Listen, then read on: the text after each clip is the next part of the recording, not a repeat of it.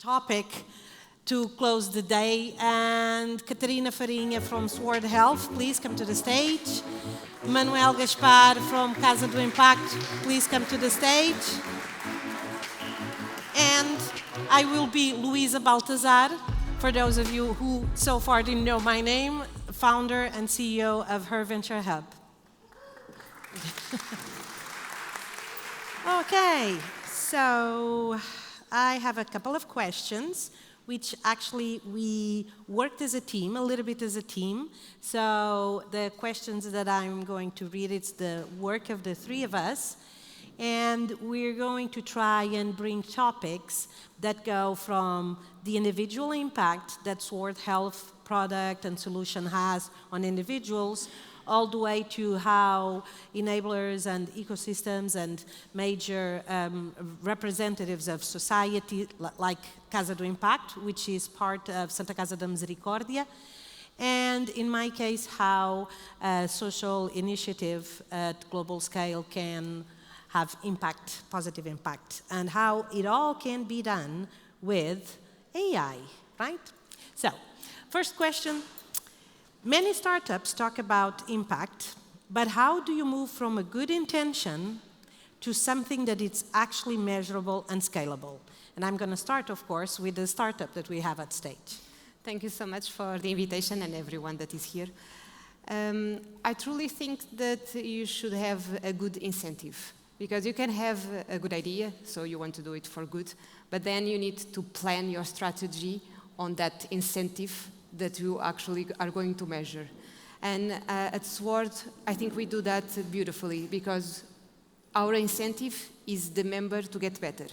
We actually only charge clients when the members report improvement in their health conditions. Okay. So when we design the products and how is the experience for the members, we have that into account. We are not maximizing retention, although we can argue that if the member does more physical sessions or is longer in the program, it will lead to outcomes. But what we want is truly the outcomes to be sustainable and the member to feel better faster.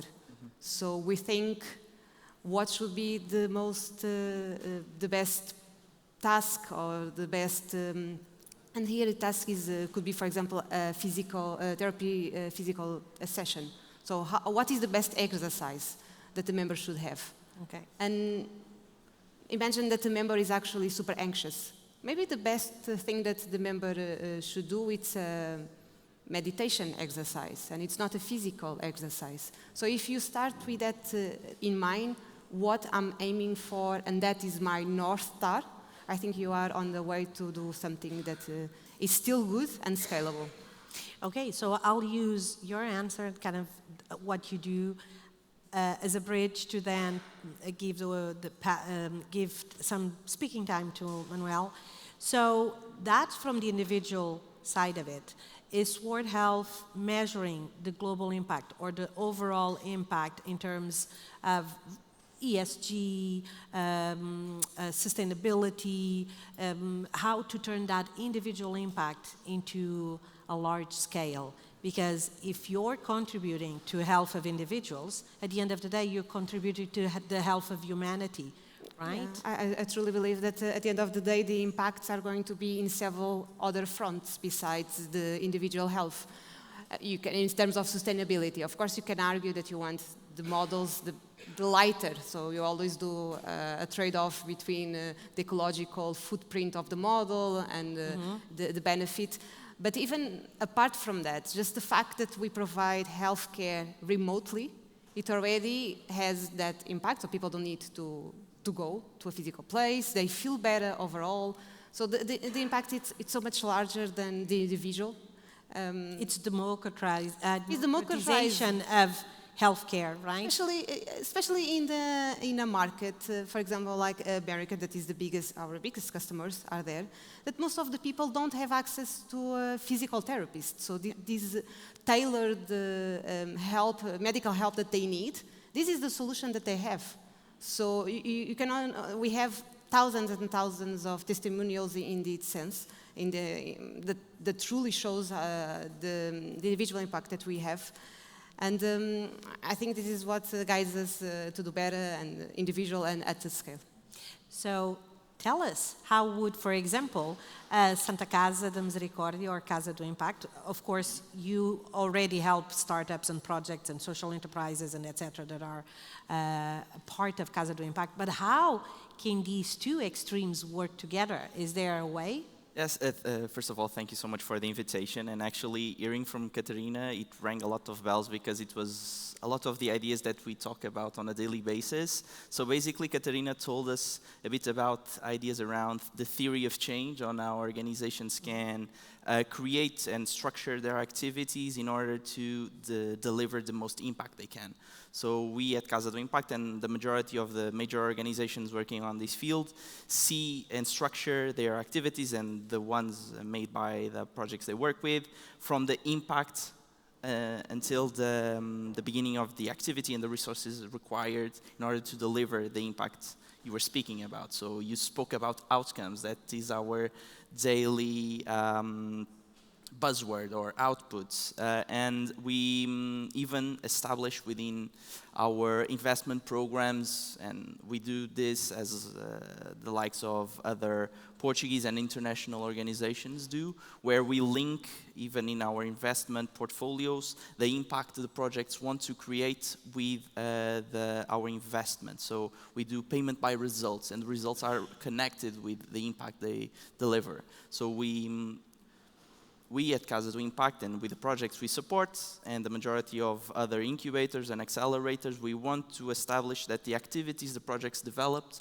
are impact-driven from the get-go, and every financial result they are able to get is related with the impact they create. So for instance, I believe, Sword, with every customer they support, since it's impact-driven, the financial benefit that is created through those clients, it's impact-driven as well. Of course. That's Hopefully. why our clients pay. Of Exactly. course, if we can help, just to add, if we can help someone to feel better and not need a surgery, that is a huge also cost saving for the companies. We are B2B2C. Yep. So actually it's the company that offers this as a benefit, employee benefit. So of course we are maximizing the health of an individual and also the saving of the company. Yeah. That's how the both words work so well.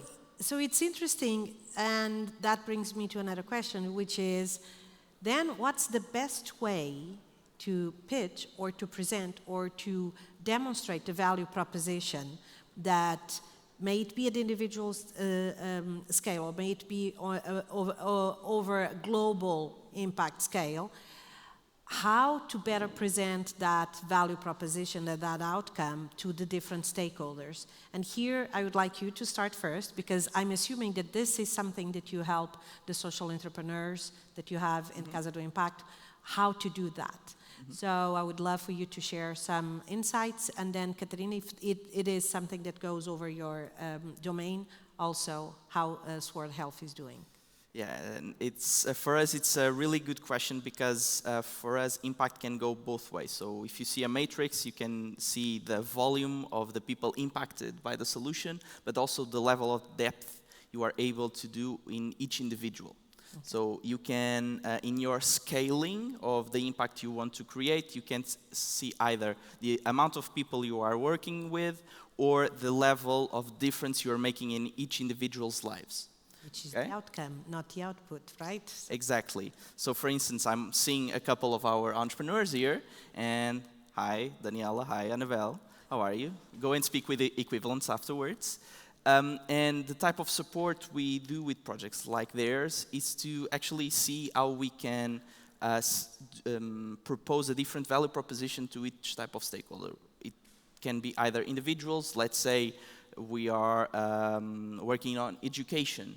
We need to be able to see what's the value we are creating for the student, the primary beneficiary of the solution, the families, the schools, the professors, the municipality that is going to actually be the client in this case and not the beneficiary, the national education program as well, because we're trying to bring innovation, in this case a lot of the times through technology and AI tools, on how to promote a better environment at school. Okay. So you cannot see individually only of course it's really important to see the development of each student in terms of their grades, also their well-being within school, but then you need to see the class as a whole. How are the students interacting with one another? Then you see the school level, and basically what I'm saying is a lot of the times, and we're seeing this discussion being done increasingly, it's how we assess the systems the solutions are placed in, and the real impact is how, in the long term, we can do what we call a systems change. Which is interesting that, for example, what Fernanda Torre mentioned today, with the example that she gave of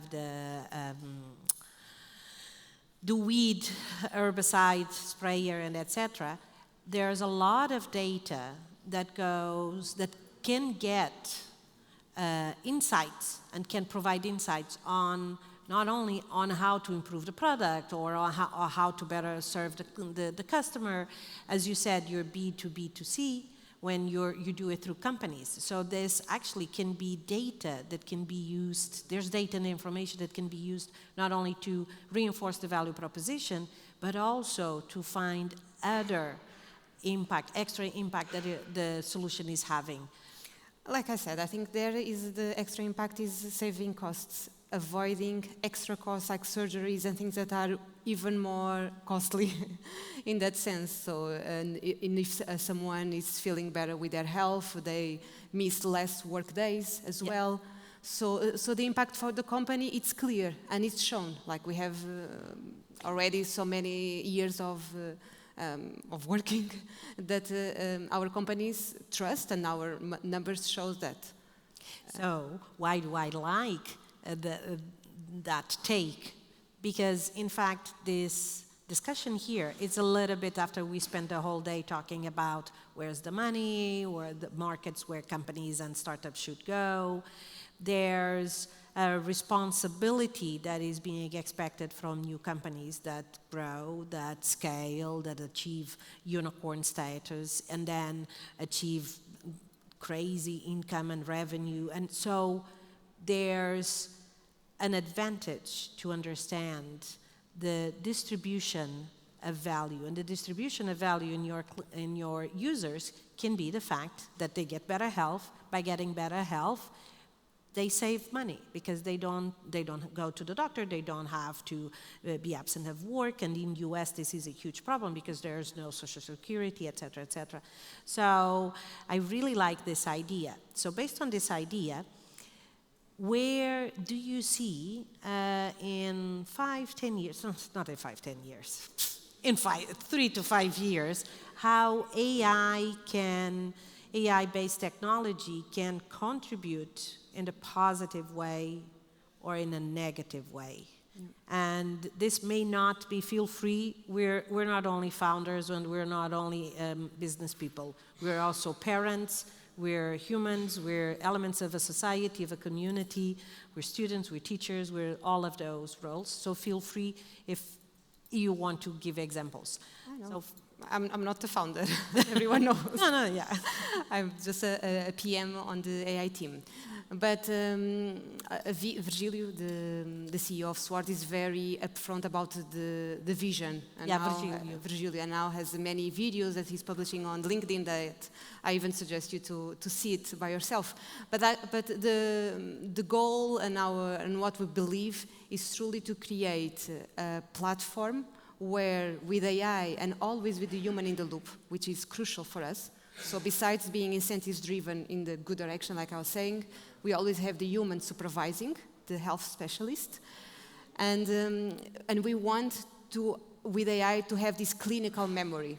So AI will know how I dealt better with pain, and if I have a kid and now I have urinary leakage, there is some things that the AI already knows about me, and the specialists as well. So it's helping me in many stages of my life, and that is where scale will happen, also at individual level, because I not only do physiotherapy or pelvic therapy, I go to Phoenix, that is our AI assistant, or to the health specialist, that is together we are a team, to ask for other things. And if they don't, and if Sword cannot provide me the answer, maybe you will connect me with other provider that can.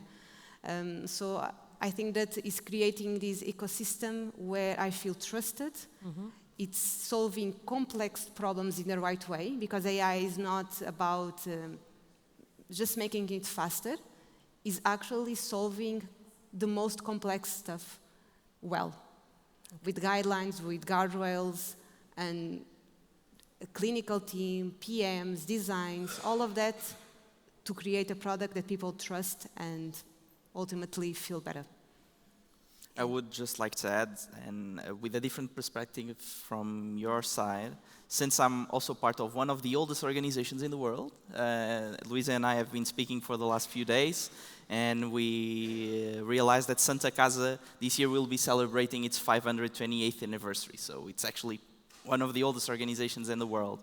And when we speak about disruption, innovation, AI, there's this big contrast. Yeah. Especially because we work in fields that are really traditional.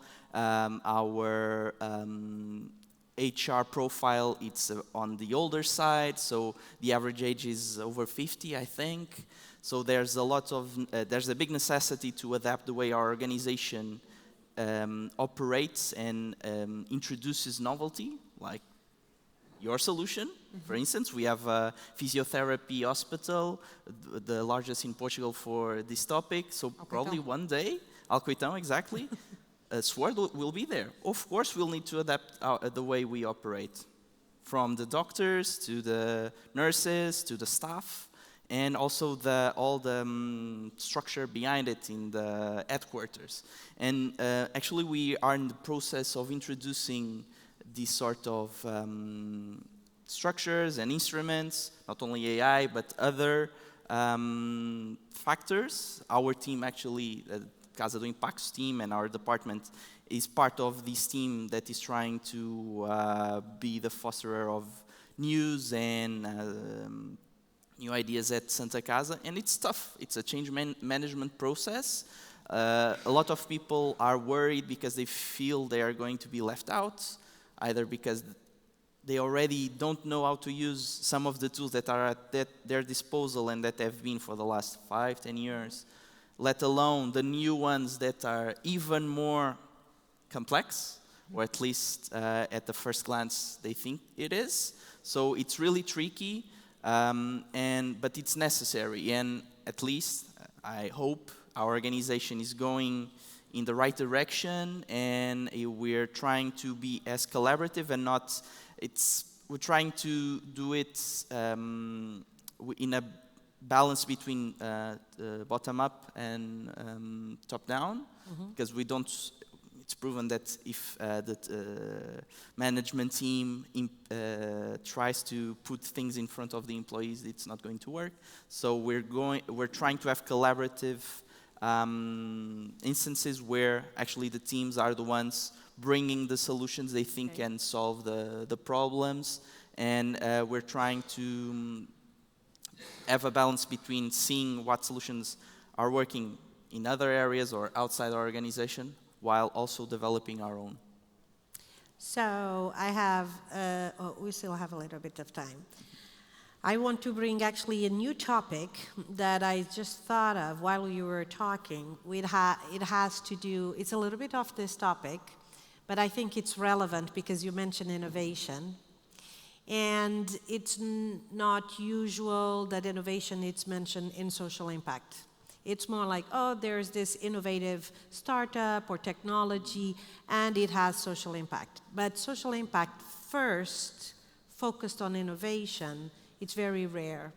It's rare because it either requires innovation in terms of the theory of change that we may address, or the way we address it or not, for systemic problems or challenges in the world, and because innovation is not only technology, so it's not constrained to the technology itself. It can be innovation on how we use the information. And when you go from that, you have to think of globalization, you have to think of global scale, and you have to think of diversity. In your product, in Sword Health product, you're already tackling this, for sure, because you need different demographics, different age, different ethnicity, different language, different culture, so you already have that. You're very focused on US, but still you're in... But we are in many other countries. Exactly. So which is very different. Even the way you promote the benefits of a product are very different. But I'm interested in knowing how you're integrating that diversity, not to the outsiders, but we need to promote it to different people, but how do we bring different people to generate innovation in our product development? And how is Santa Casa promoting that mindset, that spirit here in Portugal and in a structure and with people, as you said, and I've worked with Santa Casa de Misericordia for 3 years, so very good friends there, love it, but we do know that it's a traditional structure.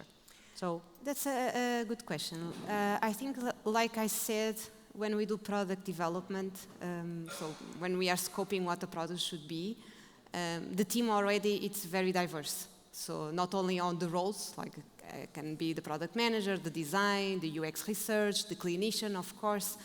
But apart from that, we also have different cultures. We have Portuguese, Canadian, American. So I think that we have sometimes discussion about, will that feel natural for an American? Because from my perspective, sometimes I need to recognize that there are cultural differences that I might not be aware, and how we can actually not teach, but guide our AI to also not have any cultural bias.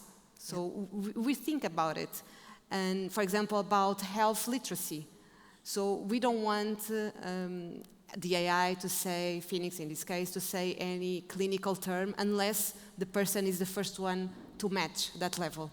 So we do have that concern, and I think it's a result of the team itself being multidisciplinary, multicultural, and having into account that to the product to be scalable, again, the right incentives, we need to do that from the design. Yeah, I agree. Yeah, I would just want to add that unlike your organization, that you probably have representatives from every country in the world. I mean, I don't a know, lot more than Santa Casa, yes. At least. I can give the example of our own team. So the team at Casa do Impacto is as diverse as possible. We have a balance between men and women. We have people from every age bracket. Nowadays, I'm still the youngest, and I've been the youngest for the last 3 years. We have people from basically every sector possible: management, social education, psychology, communication, and we all work within the entrepreneurship and social entrepreneurship, so we are able to bring different sensibilities to the way we work with our entrepreneurs, the way we connect with the problems they are trying to solve. So it's really different from only having one profile at our organization, let's say a business major that only knows what it comes from the page, and like in our case where we have proper contact with citizens, and in this case people that rely on Santa Casa, and it's knowledge that is really difficult to substitute, because people with that experience can have training on management skills or project management, but the opposite is really tricky. And in our case, I think it's really important diversification part. Yeah, very relevant that you both actually brought, although you did mention 3 similar demographics or regions. I would say that in health is super relevant to consider different ethnicities, different body types, even different body types, you know, and I know that you guys are doing that with the product, so that's fine. It's the only way. Again, otherwise successful, it's the only way to scale. Yeah. So we have like 1 minute, so I'm going to ask. And this is a tricky question because I'm hoping for a certain result. So it's a very biased, very biased question. Would you say social impact should come first or should be a result? I think it should come first as an incentive. if you want your product again. It's all about incentives because it's what drives you. You get obsessed with the metric, with the North Star, with the metric that you want to outcome. And if you aim your product to be in that area, to have clinical outcomes, you need to put that from the start. So do you think that we're there already, or that a lot of work still needs to be done so that social impact comes first? Globally, I think that there's a lot of work to be done. I think that I'm lucky enough to be in a company that actually had that mindset from the beginning. And we have someone here who I'm even more biased than you. Come on. And actually, the majority of the work we do, not only with the projects we work with, but with the corporations, with the municipalities, even in our advocacy work, is bringing these topics to the biggest tables possible in order for them to become the normal. Yeah, I love it. Thank you. Thank you very much. Pardon.